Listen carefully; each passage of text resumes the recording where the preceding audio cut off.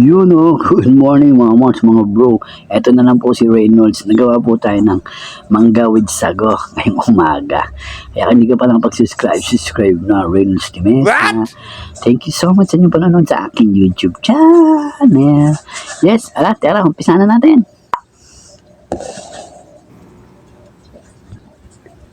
Yung good morning for today's may video. Magluluto tayo ng mga Mars, maggagawa tayo ng panghimagas. Ating mga ingredients. Ating mga ingredients ay Alaska. Aking Alaska Evap kondensada. At ito pa, Alaska, ano tawag ito? Creamer, Alaska Creamer, parang bang pang salad, no? Yan yung ating ingredients, sago. Ano lang yan, mangga with sago lang ang ating ginagawa mga Mars, mga bro. Kung hindi ka pa nang pag-subscribe sa akin, subscribe na Reynolds Timesa.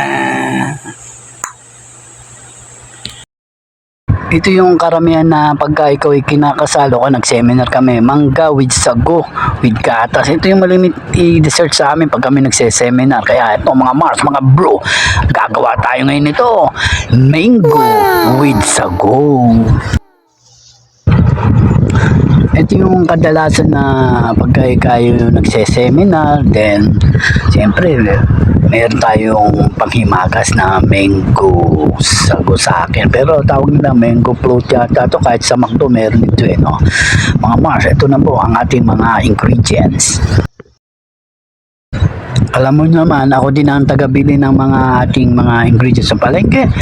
Yan, lagyan ko ng gulaman, sago, mangga. Murang-mura lang ang kilo ng mangga ngayon 60, 30 kalahati na bigay natin. Ayan po mga Mars, tingnan nyo, sarap. Hindi ko nga yung video Yan po, inad-add ko na yung mga dyan, yung mga ating mga gatas. Pinagsama-sama ko na ang ating mga ingredients dyan.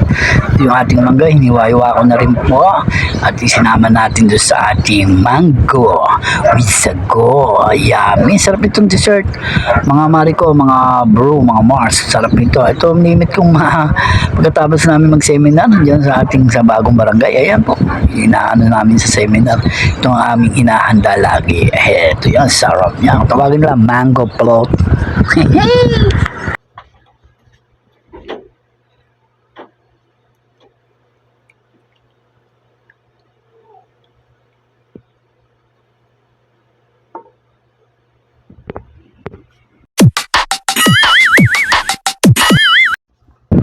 Yes, ganyan lang po kasimple mga Mars. Pinagsama-sama na natin simple-simple, sago, mangga, gulama, asukal, condense, saka evap, saka yung ating Alaska Creamer.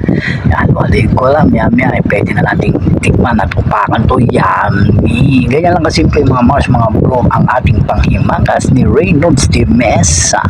Murang-murang ngayon ang mangga, kaya pwedeng gumawa na kayo ng ika nga nila ay mango float. Ito sa akin ay mangga with sago. Yan tikman na natin. Napaka-yummy, napaka-tamis, napakasarap. Pwede rin konti lang ang sugar dahil baka bawal sa inyo kung kayo may diabetes. Yun sarap po ng ating mango.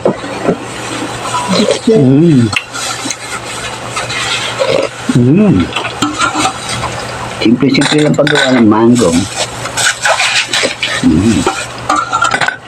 Mangga with sago. Yummy sana all.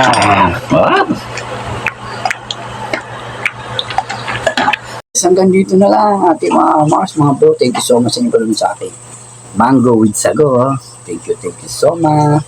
Babayo, nasa ulitin. God bless everyone. Shoutout natin Mr. Toribio.